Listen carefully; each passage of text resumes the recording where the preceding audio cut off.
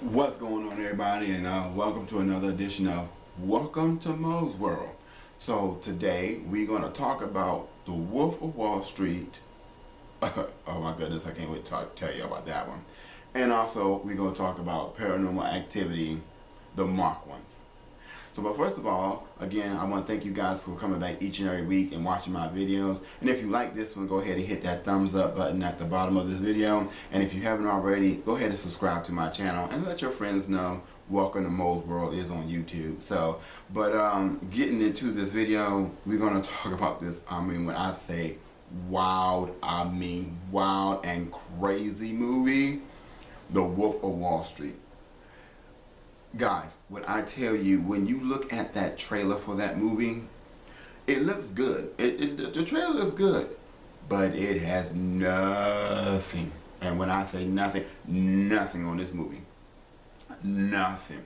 So if you go in there and you expecting something, there might be some people who might be offended when they go to this movie, because this movie is off the chain. When I tell you, I was like in awe.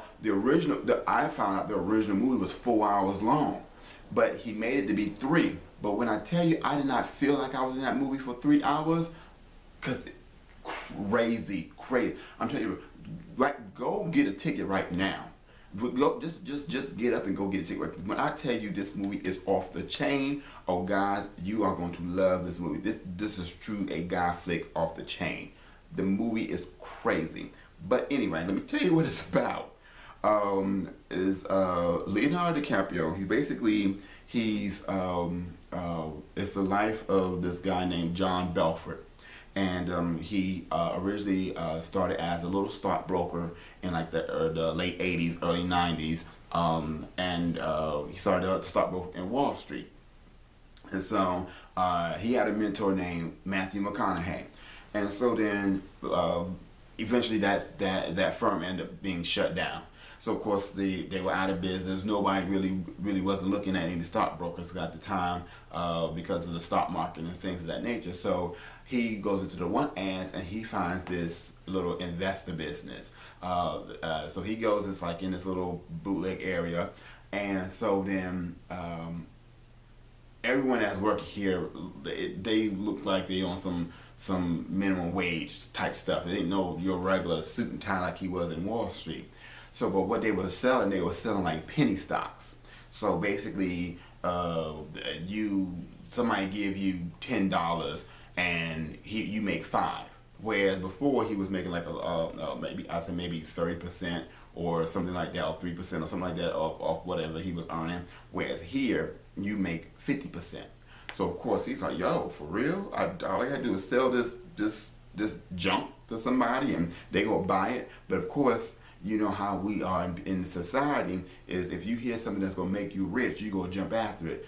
He could sell you a big pen that costs you 50 cents at Target.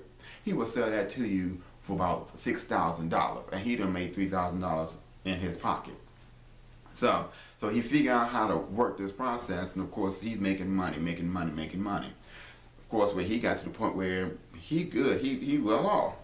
So he's sitting in the restaurant one day, and Jonah Hill, which ended up becoming one of his best friends, he goes, yo, he said, you live in the same rinky-dink apartment that I live in, and I'm not, and one plus one ain't adding up to 2, but you got that Jaguar out there. How much, what you do? How much money you making?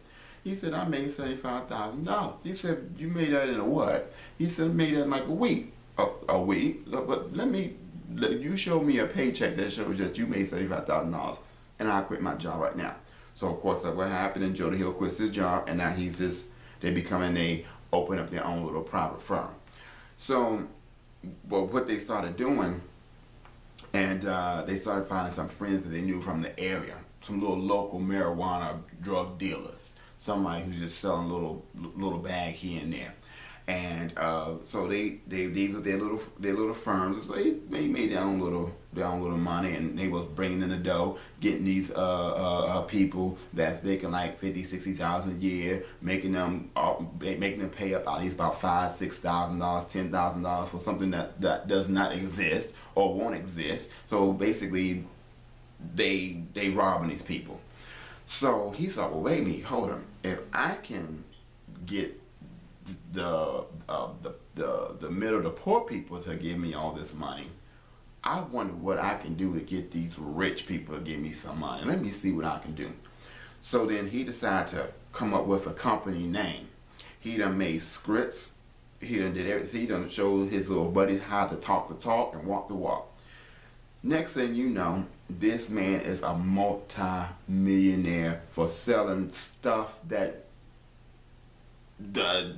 like, so I can probably come up with some little rinky-dink toy, put it on the stock market for like 2 cents, but of course it's not going to go anywhere. But he had these companies making them think that they about to become even richer by investing in this stock that basically is not going to go anywhere on the stock market. So so like I said, it was just totally crazy. It was just to the point where money was just coming out of everywhere. Not only that, now when I tell you the sex, I don't even know how this movie got a rated R rating. NC-17 should be like borderline X, but when I tell you the sex in this film was crazy, we're talking sex on the elevator, sex in the office, sex on the plane, sex here, sex there. It was ridiculous. It even had a part where there was this beauty queen that Leonardo DiCaprio ended up marrying later. She comes to this party with her date, and Jonah Hill is sitting in the party jerking off to the girl while she's standing in the party. He's in the middle of the party. I'm like, what is going on? When I tell you this movie is off the chain, if you want to go see it, I'll go watch it again with you. This movie was just crazy. And then let's not talk about the drugs. Now, at first he didn't want to bother with drugs. He didn't want to deal with cocaine because that was a big thing back then. But of course he got a hit of it and he went selling. Then they got this thing called these Quaaludes. Now what these are these little pills. And these pills, you take one, and technically back in the day, these pills was used for to put you to sleep for people who had sleep disorders. It's supposed to put you to sleep. But basically, if you fight to sleep about 15 minutes, if you go beyond that sleep period, it gets you high, and it takes you to this whole nother world. So these jokers was dropping pills like it was nobody's business. Dropping pills. Y'all, I don't think y'all understand. And I know I've done some movie reviews in my day, but when I tell you, I don't think you understand. If you come out of Wolf of Wall Street, and if you don't like this film, you tell me. But I'm telling you right now, because it is going to offend some people. Because again, you may walk in there thinking one thing. You're going to walk in there thinking one thing, but you're going to come out of there and be like, what the hell did I just watch? I put both hands up. And if you see my stars down here, you see my stars. You see my stars. When I say I'm going to give this movie a 5, I can't. Like I said, I do know it's up for like the Oscars and stuff like that, so it is one of the big contenders. But I must say, congratulations to Martin Scorsese, Leonardo DiCaprio, Jonah Hill, whoever else was in this crazy ass movie. I mean, that's it. I'm not gonna even talk no more about it. Just go watch it. Go see this film. That's all I gotta say. Go see it. Paranormal Activity, the Mark ones. No. It's an hour and 20 minutes long. Now, of course, this is like they already had like 1, 2, 3, 4. Beginning to lose count because I think they were at 4. But before the other 4 had some type of intertwined with the with all 4 of them. This one is like the Spanish version of Paranormal Activity. it did some reason at the end somehow come back to part one, which I'm still trying to understand that piece. Uh, it was not scary at all. First of all, it was boring. I will tell you that it was quite boring, and of course the last 5 minutes is when they want to try to do something, but it's like for real. And then of course it cuts off, and everybody in the movie theater goes off and screaming at the theater. But no, no, no. I do know the Paranormal Activity Part 5, which I think is supposed to go back to the original one, supposed to come back out in October. It's just for some reason they had a delay, and they didn't, because usually come out on Halloween of every year, and it come out on Halloween of this year. Well, actually, I should say. So that's why Paranormal Activity. So everyone thought this was like Part 5 or something like that, but no, it's like some type of extension version or something like that. So, and like I said, I know Part 5 comes back out in October.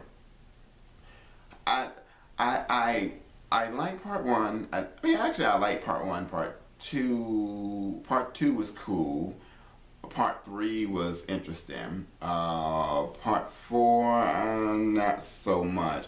They were all right. But also too with this movie, you will have epilepsy, because I mean, I tell you, the camera kept shaking. I'm like, oh my God, I understand you using the video camera, but can they at least put this thing still, because it kept shaking, it kept getting on my nerves. But I didn't like it at all. It was a girl, some woman that lived underneath this guy, and of course they hear noises in the house, and of course the woman dies, and then all of a sudden they start creeping in this woman's house after she done died, and find out that along with this other boy, he is this other person who's supposedly sacrificed, and then these women supposed to have some type of ritual to make him into a different person, and so forth and so forth. But that one, for Paranormal Activity, the marked ones, I'm going to give it a 1 star. Watch that on, I don't even think you even want to go to Redbox. Wait for that to come like on cable. So yeah, but that's enough of that. But yeah, guys, Wolf of Wall Street. I cannot say it enough. I'm telling you now, guys, you are going to love this film. Love it, love it, love it, love it, love it. Women, you might get a little like, okay, what's going on with all this sex and stuff, whatever. But yeah, go watch it. Go watch it. But like I said, if you look at the preview, nothing. Alright guys, so until next time, I guess I'll holler at y'all later. And again, thank you for watching as always, and talk to you soon.